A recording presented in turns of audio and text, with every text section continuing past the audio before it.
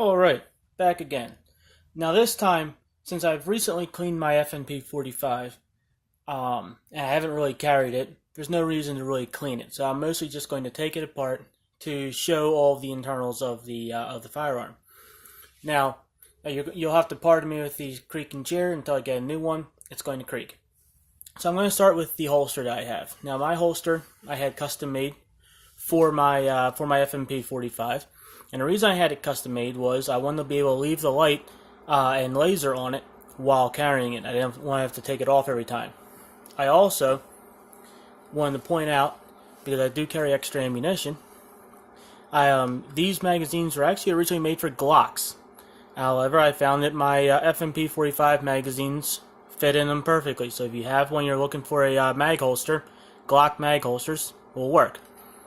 These ones are actually particularly interesting because since I carry the ammunition sideways, and the reason I carry it like this is it gets it more out of the way, and I can pretty much forget about it being there. The reason what makes the other one special is the other one I got specifically because it's designed to face the other way.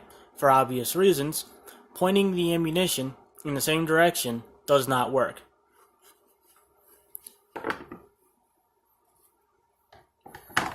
Now then, as before, the first step in this is going to be unloading the firearm. So of course, finger off to the trigger. And this firearm here has a ambidextrous magazine release. So you have one over here, and you have an identical one over here. And either one works just as well.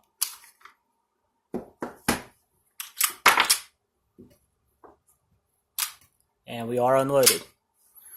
Now, the next thing I want to point out is that their FNPs come with two different magazines. Typically, there is a third one, which the only reason you would get it is if you live in California or New York, that pretty much has a pin up here that limits the magazine to 10 rounds.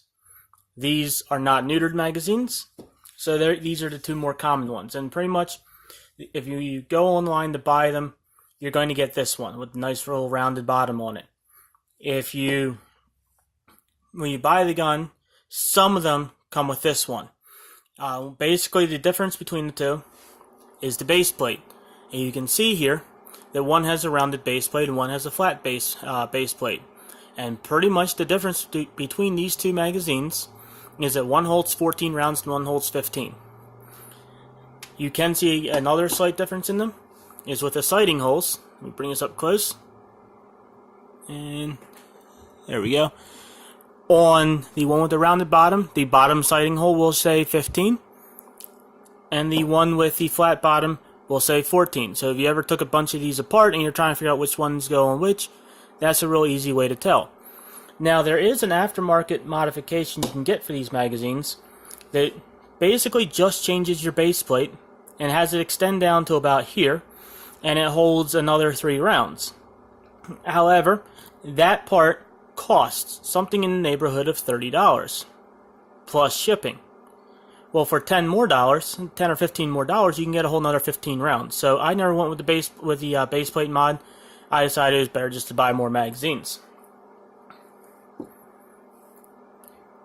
I'm not going to take the magazines apart. I may change my mind later, but pretty much the magazines come apart pretty similar to how my Kel-Tecs come apart. They do have a very nice feel to them. They're coated.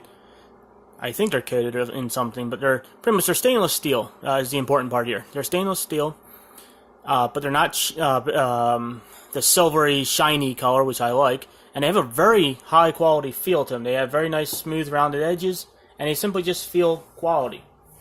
Now then, moving on to the disassembly of the FNP itself. Now, unlike the Kel-Tec, which you had to get another tool in order to take it apart, this comes apart without any tools whatsoever. The first step is the same. You're going to pull back on the slide, push up on the slide release, on the slide retention, which is also your slide release. So push up on that, lock the slide back. This is the takedown lever. Simply flip it forward. Now, holding the back of the slide, release the slide and allow it to come off.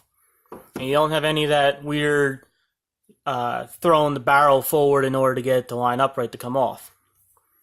Now internally, it's very similar to the Celtic once again because it's a very simple design.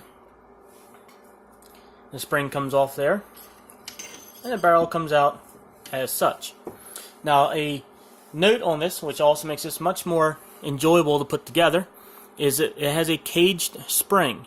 So the spring on its guide rod here is caged at the very end, and this means that the spring will never extend past that point. So you're not trying to hold back the spring while lining up the guide rod's end with the hole in the slide. And this makes it wildly easier to put this back together. The barrel is a rather simple design, no extra machining on it than what's absolutely necessary, and it locks up the exact same way as most other square-bodied semi-automatic pistols. And once again, when the barrel is inserted straight, there we go. It's a little bit hard to do this at an angle while looking at a screen at the same time. And since this is larger, I can better show how that locks into there. So you see right here, when the gun fires, or you pull back on the slide, first, this drops down. Yeah, let me see if I can angle that better for you. Yeah, that'll have to do. And then the slide slides back over it. After going through its cycle, it comes forward, and the chamber slides back up into place.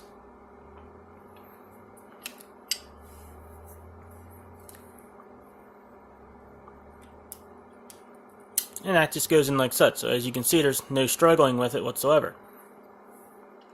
This is hammer fired, and the hammer will strike on the back of the pin here. And you can see it's already filled up with oil and not really any dust because pretty much I haven't carried this in a few weeks since I last cleaned it.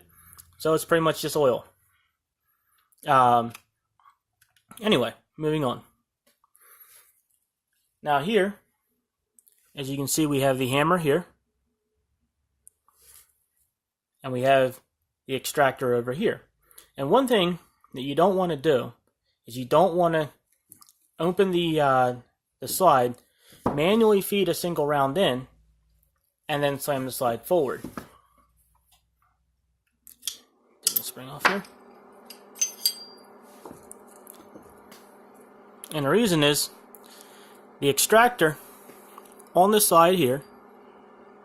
Let's get you into view. Come on, focus.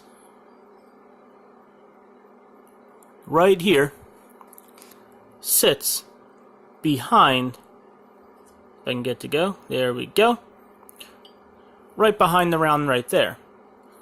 So what happens is when this naturally pulls the round from the magazine, it'll slide it up nicely behind that. But if you manually insert the round is now sitting in front of this. And if you're lucky, it'll manage to somehow to still get behind that, and it may not. And one of two things can happen. Well, three. One, nothing. Two, if this does not find its way behind the casing may not actually come back out, because this is going to extract it from the firearm. And I called this incorrectly on here. This would be the ejector. Assuming I'm remembering how this thing works properly. Anyway. So pretty much, manually putting the round in the chamber can leave the round in the chamber. Well, the spent casing. In which case now your gun doesn't work properly. So you always want to load the gun with the magazines only, rather than manually. Let's go ahead and put this back together.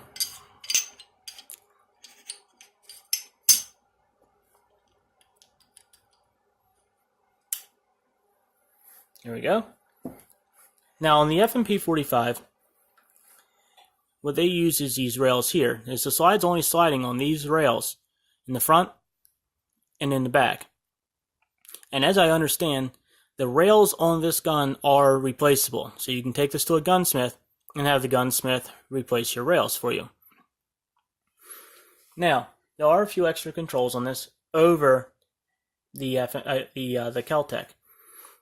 The first control that's different is our takedown lever, which is not ambidextrous, but that's not a huge issue. You're not normally doing a tactical takedown of your gun in the middle of a fight, and if you are, something seriously wrong happened. The other control that's different is this does have a manual safety. Down is fire, up is safe. Simple enough. It is ambidextrous. But your safety is also your decocker. So if you go down and you pull it down one more time, and it stops the hammer at half cock. Now, a nice thing about this particular setup here over some other gun styles that use a separate decocker from the safety is there's fewer controls to remember where they are. In this gun, you only have to really remember your magazine release, your trigger, and your safety and decocker. It also means you can do the motion much quicker.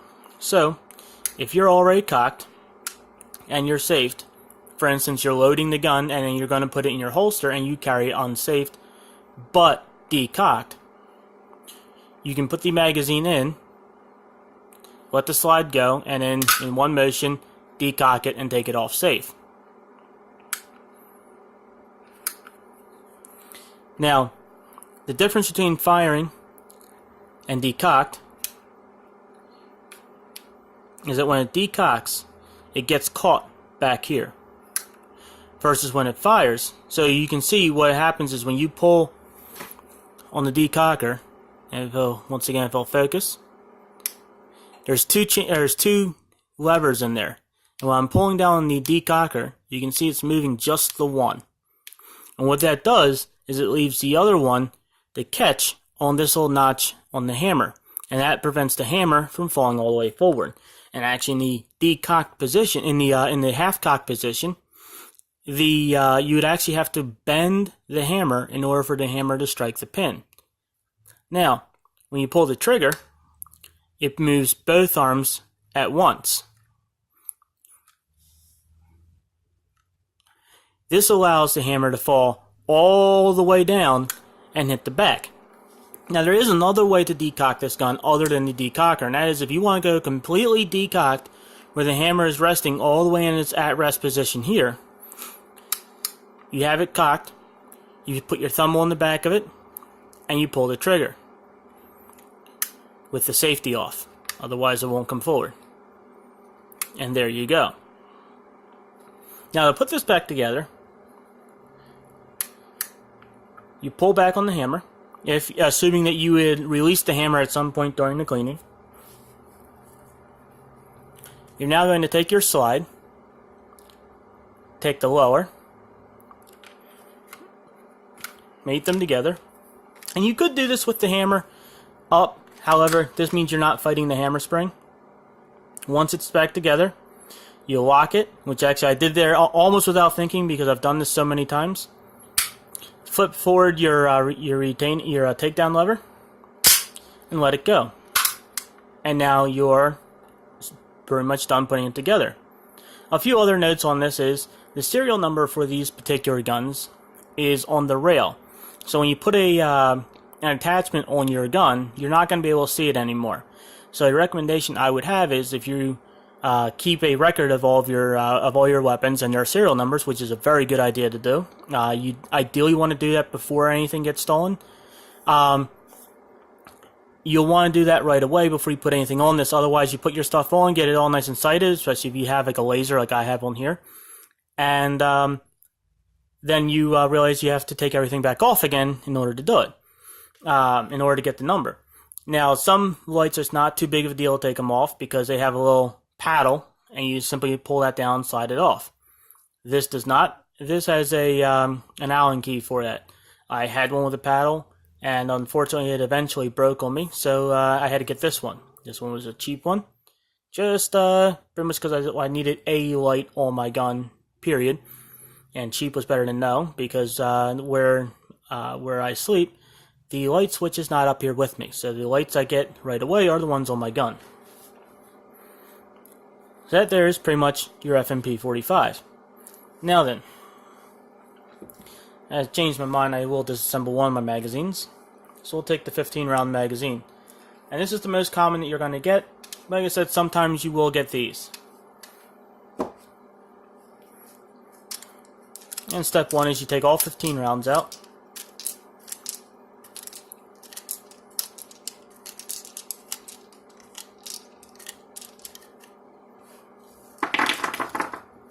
There we go. Now then, there's a retainer on these here. Now on this particular gun, I have not removed that retainer. And considering these magazines are in the neighborhood of $45 a piece, I'm not very inclined to go about modifying my magazines and hoping that they'll still work after I modify them. Push that down. And I don't usually have to take these apart because since I don't keep these in my pocket, they do not get near as dirty as my Kel-Tex magazines. Pocket carry is the hardest thing for your gun, at least that I've found. Other than I guess you could leave your gun in a swamp or whatnot. Now on these are angled as such, and you'll notice there is nothing retaining it to the magazine itself. The spring comes out, and the spring can only go in one way. Whereas the Kel-Tex, you could decide whichever one you want to go. On these, you cannot. And the reason for that is the yellow section up here is much narrower than the section down here that covers in the main body of the spring. And that's basically pretty much because of how it needs to be able to feed up into here. The followers are a simple piece of plastic. And really nothing too spectacular about any of them. So we'll go ahead and put this magazine back together. Oops, I'm back.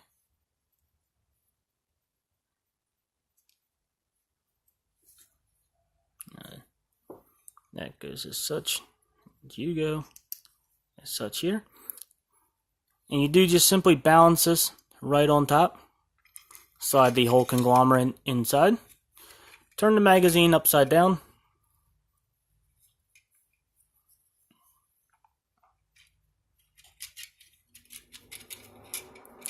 Put your retainer on.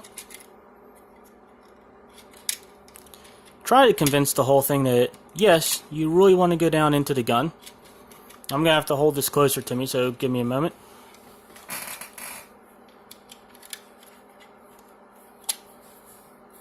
There we go. And after some convincing, the retainer is sitting down as such, and once again you hold it down. The base plates ride on these little rails inside there, which ride on these little lips on the magazine. Focus. There we go.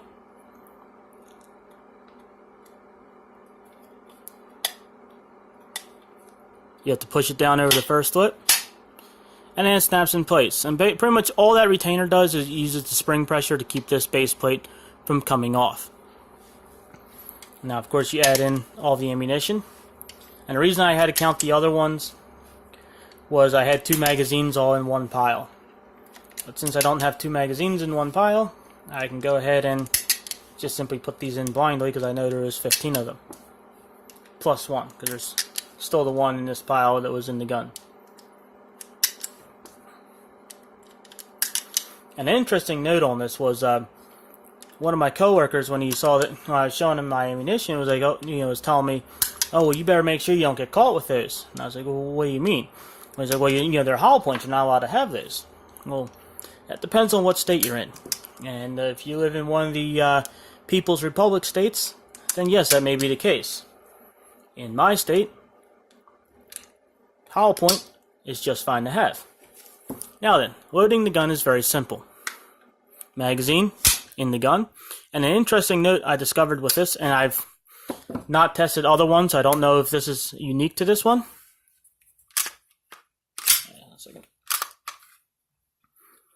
When the slide is held back, you take the magazine and you slam it home. It will automatically throw the slide forward for you, so you don't have to. Pull the magazine out, top off your round,